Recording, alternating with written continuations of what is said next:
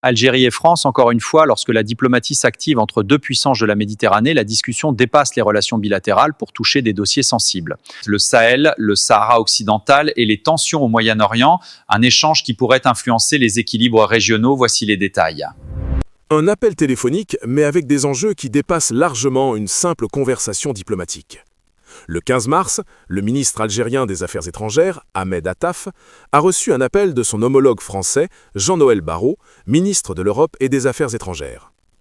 Au cœur de cet échange, l'état actuel des relations entre l'Algérie et la France, deux pays liés par une histoire complexe, mais aussi par des intérêts stratégiques communs. Les deux ministres ont passé en revue la situation des relations bilatérales et les perspectives possibles pour renforcer la coopération entre Alger et Paris. Mais la discussion ne s'est pas limitée à cela.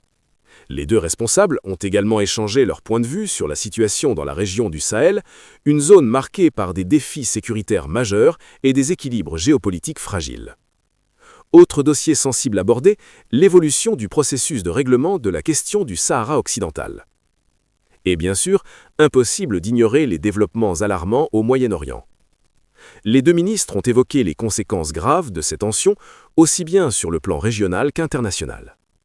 Une attention particulière a été portée à la situation au Liban, un pays dont l'instabilité représente aujourd'hui une source d'inquiétude commune pour l'Algérie et la France.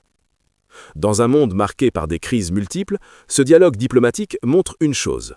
La coordination entre les grandes capitales reste plus que jamais essentielle pour tenter de préserver la stabilité régionale.